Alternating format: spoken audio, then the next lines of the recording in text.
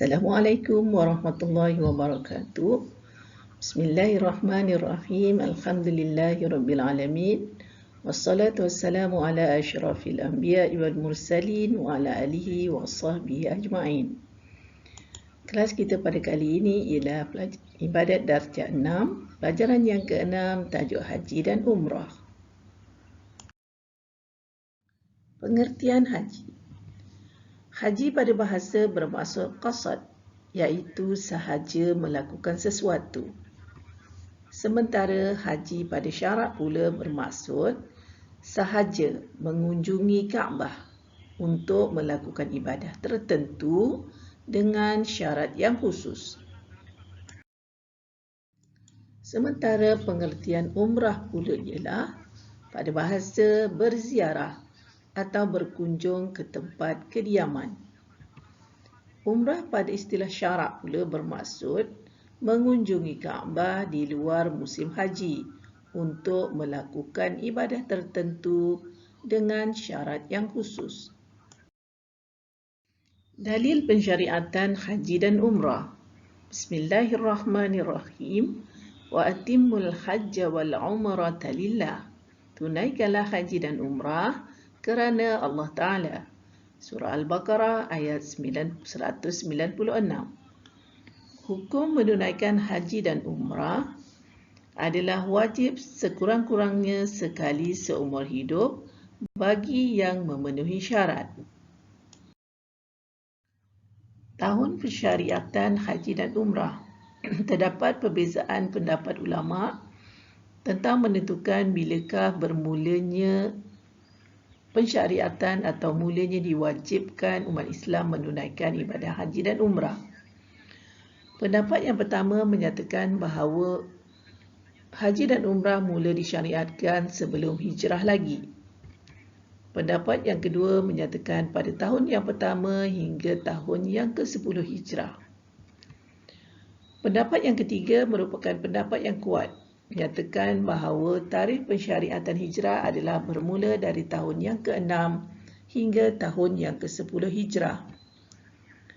Dan ada juga pendapat yang menyatakan bahawa pensyariatan haji dan umrah berlaku pada tahun yang ke-10 hijrah Rasulullah SAW dan sahabat melakukan hajjul wida. Syarat wajib mengerjakan haji dan umrah. Yang pertama, Islam. Yang kedua, baligh. 3, berakal. 4, merdeka. Dan yang kelima, berkemampuan. Semua golongan ini, sekiranya mencukupi syarat yang 5 ini, maka wajib mengerjakan haji dan umrah. Terulang semula, syarat wajib mengerjakan haji dan umrah ialah Islam, tidak wajib bagi orang kafir. Baligh, tidak wajib bagi kanak-kanak. Berakal, tidak wajib bagi orang gila. Merdeka, tidak wajib bagi hamba. Dan berkemampuan, tidak wajib bagi orang yang tidak berkemampuan. Kita lihat pula apakah syarat kemampuan. Syarat wajib haji dan umrah yang kelima ialah berkemampuan.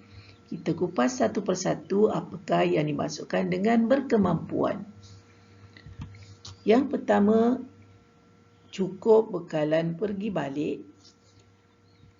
Yang kedua, mempunyai bekalan air dan makanan sepanjang perjalanan pergi balik dan semasa berada di sana. Yang ketiga, mempunyai kenderaan. Yang keempat, aman perjalanan. Yang kelima, mempunyai mahram atau teman yang dipercayai bagi perempuan. Syarat tambahan bagi orang perempuan yang ingin mengerjakan haji dan umrah ialah mesti mempunyai mahram ataupun orang yang seperti mahram seperti ibu bapa, adik-beradik atau sebagainya. Juga suami atau teman yang dipercayai. Seterusnya ialah berkemampuan untuk duduk di atas kenderaan atau usungan. Sekiranya seseorang itu tidak sihat atau dalam keadaan yang tidak sempurna, Dia mampu untuk duduk di atas kenderaan atau mampu duduk di atas usungan yang disediakan. Dan seterusnya yang terakhir ialah mempunyai masa yang cukup. Kita lihat pula beberapa keadaan berkenaan dengan hukum mengerjakan haji.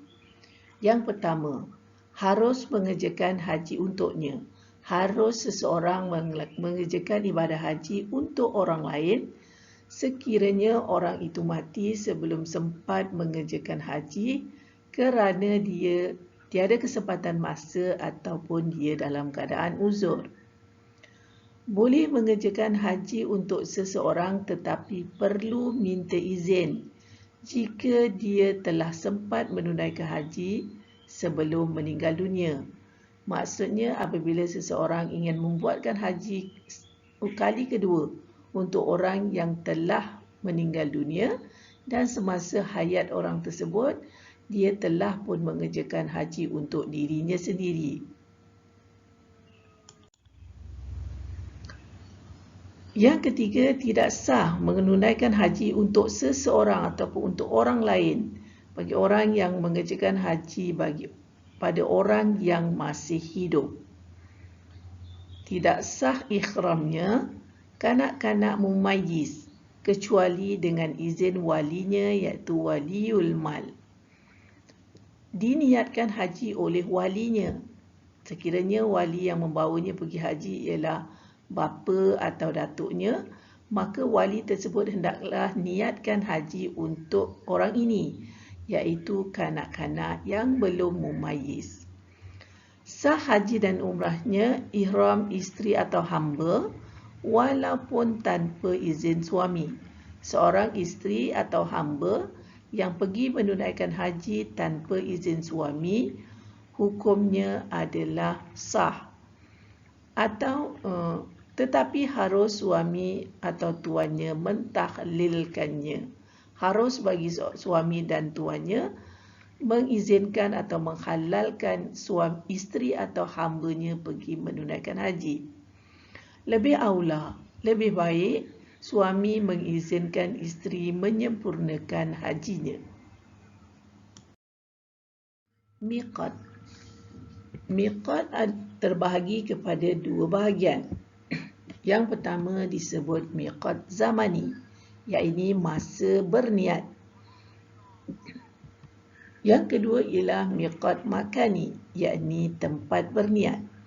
Apabila seseorang ingin mengerjakan haji dan umrah, maka dia perlu melalui miqat, iaitu ada sempadan tempat untuk dia berniat mengerjakan haji tersebut.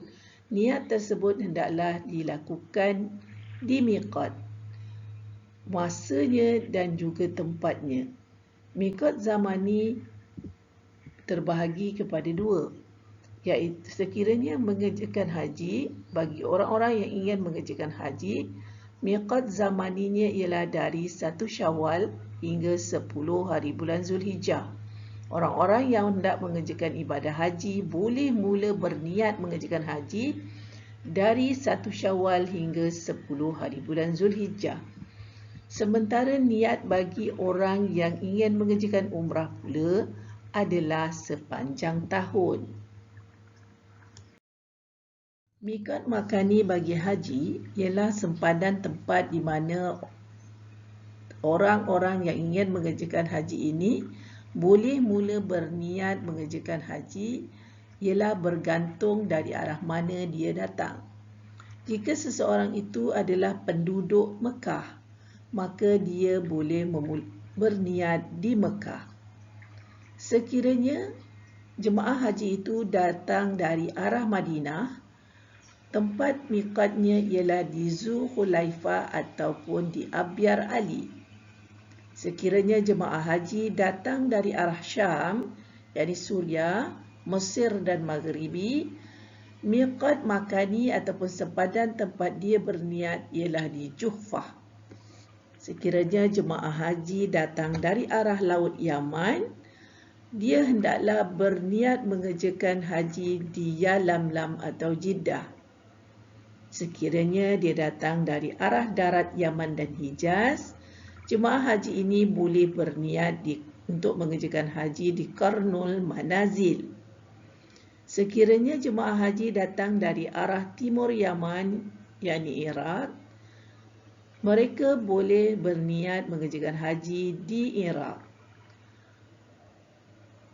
Sekiranya seseorang itu terlintas menunaikan haji dan dia telah berada di dalam kawasan miqat makani, hendaklah dia berniat di tempat dia terlintas mahu menunaikannya. Sekiranya jemaah haji tinggal di antara Mekah dengan tempat miqat, maka mereka boleh berniat di rumah masing-masing. Dan apabila jemaah haji berbetulan antara dua miqat, berada di antara dua tempat miqat, maka mereka boleh berniat di tempat yang paling dekat dengan keduanya. Dan jika tidak berbetulan dengan mana-mana miqat, tidak berada di antara tempat-tempat miqat, maka hendaklah dia berniat di dua marhalah daripada Mekah. Sementara miqat makani ataupun sepadan tempat bagi orang yang ingin mengerjakan umrah, sepadan tempat niat bagi orang yang ingin mengerjakan umrah adalah di Ja'ranah, Tanaim dan Hudaibiyah, iaitu Bai'atul Ridwan.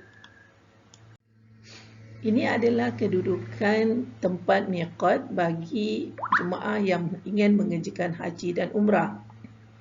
Lingkungan luar ini adalah miqat makani bagi haji, sementara lingkungan yang tengah ini adalah miqat makani bagi umrah. Kita ulang semula bahawa miqat adalah sempadan tempat di mana jemaah haji dan umrah boleh berniat untuk mengerjakan haji dan umrah. Sekiranya jemaah haji datang dari arah sini, maka dia akan, dan sekiranya dia ingin melalui pintu Bir Ali, maka jemaah haji akan berniat di Bir Ali sebelum menuju masuk ke Mekah. Begitu juga dari jemaah haji yang berada melalui daripada arah Yalamlam sampai di kawasan sini, maka mereka kena niat untuk mengerjakan haji terlebih dahulu sebelum masuk ke kawasan ke Kaabah. Bagi jemaah haji yang ingin mengerjakan umrah pula, ini adalah sepadan tempat niat mereka. Apabila seseorang mengerjakan umrah, dah masuk ke dalam pintu, dah masuk ke dalam kawasan Kaabah, mungkin mereka akan mengerjakan umrah lebih daripada satu kali dan mereka telah berada di kawasan kota Mekah.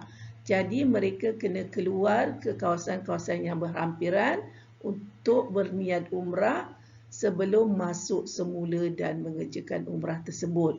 Bagi penduduk-penduduk Mekah yang memang asal tinggal di kota Mekah, mereka tidak perlu keluar ke kawasan miqat untuk berniat. Sebaliknya mereka boleh berniat di kediaman masing-masing.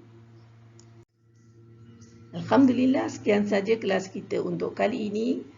Selamat belajar dan terima kasih. Assalamualaikum warahmatullahi wabarakatuh.